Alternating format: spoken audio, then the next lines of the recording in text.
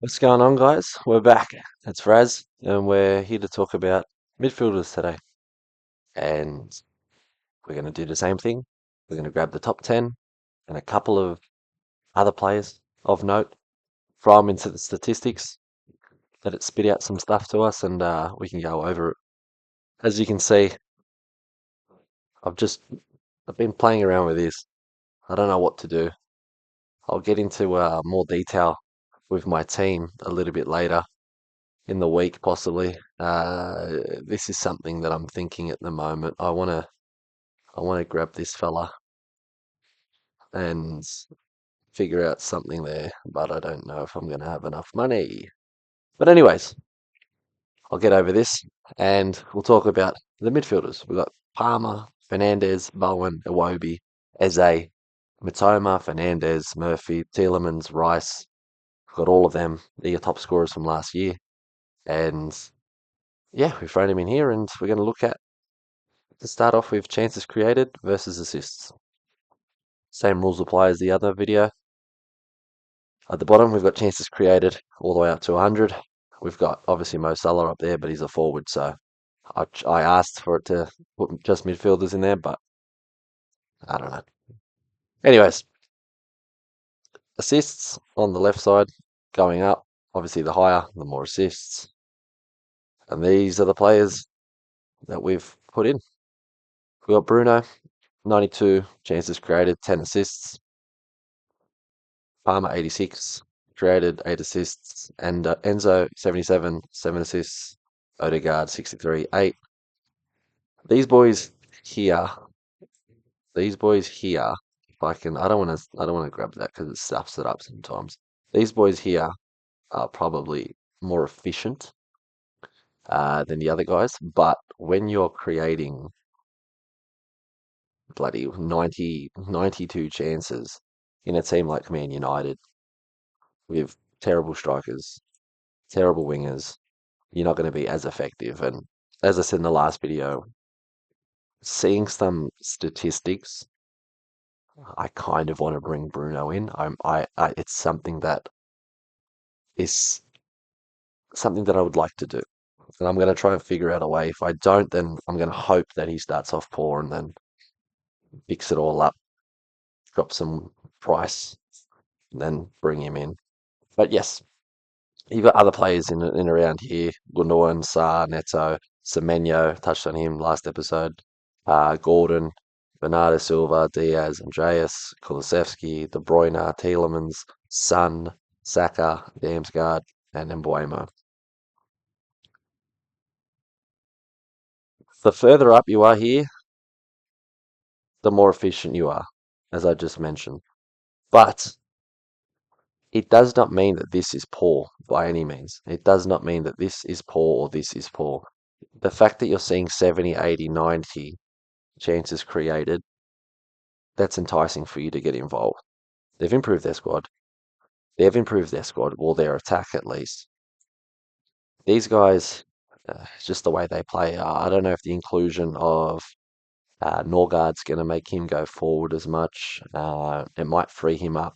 Zubamendi will. That one might help him. He may play a bit more forward. And then that's why I've initially had him in my draft and the tackles and all the other little stuff that he does. But yeah, so this is just quickly what these guys bring to the table. Last season, chances created versus assists. You got expected assists versus assists. They are the assists, and these are the expected assists. So they are creating chances, good chances. These guys and these guys. They are just not creating. These guys aren't creating as much as these guys. He's creating chances, but not getting as much assists. But it's only a little bit less. There's not a huge difference in between all of these guys. There is something else that I wanted to look at. I wanted to look at tackles, and no, I wanted to go tackles here, and I wanted to go, where is it? Minutes.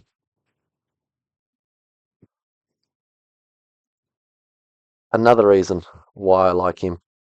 He is an attacking midfielder, and he's getting higher end stats for tackles. I love it. I just love. If there's someone I want to tell everyone to look into, as I said, it's going to be him. You've got other players here, Andre Gomez from Wolves. They're relegated. Damsgaard, Norgard, Baliba. They're all defensive midfielders. All of them. Tyler Dominguez, Casemiro. They're all defensive midfielders. He's an attacking midfielder. Yes, he played some of the season a little bit more deep lying, but he's playing that many minutes and getting that many tackles.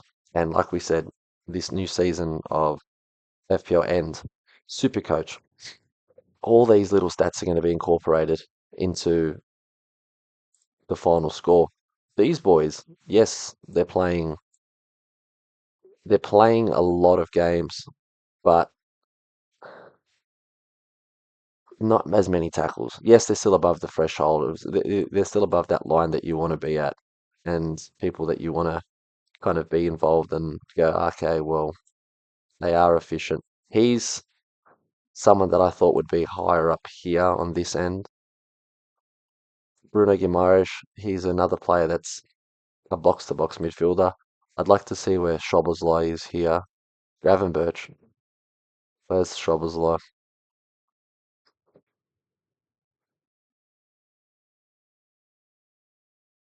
Szoboszlai's here. So yeah, he's above. Is there another one that I wanted to see? Blocks for the midfielders as well. Like I said, all this is being taken into consideration next season. It's not a lot of shot blocks for these guys. Rice is up here at 13. Bruno, once again, he's very defensive, but very attacking box to box. And it's just something we need to take into consideration for Supercoach. I don't think it's going to be heavily loaded on just assists and goals. These are the little point getters that will all add up at the end of the day. Um, Interceptions, that's another one that I would expect. Yes, Bruno, Guimaraes, and Rice. Fernandez as well up there. I love seeing that. I absolutely love seeing that. And I don't I don't like the player. So I've always thought he's heavily overrated. Uh, he, he's he looks busy. He does busy stuff, but I don't think his quality's always been at the highest. But that's obviously maybe I'm a little bit wrong. Maybe he doesn't pass the eye test for me.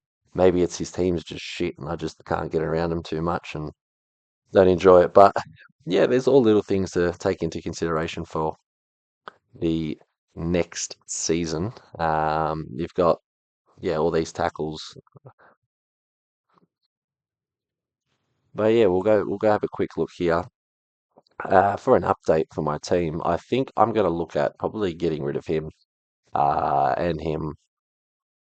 I think I want to go cheap on defenders and find the players that are going to play at the start of the season just to build up the points because I think later in the week I'll go into defenders a little bit quicker and explain they are going to get a lot of points from just keep crosses or passes, clearances, blocks, and you can make money from these boys very quickly. From that's the way I'm seeing it. So if I can find a 3.75, which I believe him are gonna both play at the start of the season, I'm a little bit skeptical if he's gonna start, and I don't know what's gonna happen. I think Connor Bradley's gonna be involved to start the season. I think they'll put him in slowly, maybe, maybe not. Maybe they just go bang, we love him, let's put him in there. I'm worried about his game time as well. I think he's gonna kill it. I think he's gonna kill it. I think he's going to kill it. I'm a little bit skeptical on him. I don't know what to do with Verts because I think he's walking straight into that team and starting. And going through some data, I'm not sure about him. So I'm going to figure it out. I'm going to definitely look more in depth into my squad. And then maybe at the end of this week, I might give an updated version of my squad. And we can see what we can do moving forward into the next week. But definitely, I'll be back doing some defender stuff just quickly, going into something like that, just a small video, just to say, hey, keep an eye on these guys and maybe look at them when you're going through your team, find the best value for money, and maybe go through the players at the start of the season. And next week, I'll probably go into detail with some specific players and go, okay, this is who I would recommend. You might tell me to piss off. I don't know shit, and then it is what it is. But yeah, leave me to figure this out. I'm gonna try and stuff around with it, and then I think by the next time I do a video, I'll have a little bit of a changed team. But yeah, hopefully you like what I'm doing so far. I appreciate the messages and looking forward to giving you more horrible videos and absolute nonsense. But enjoy your enjoy your Tuesday afternoon.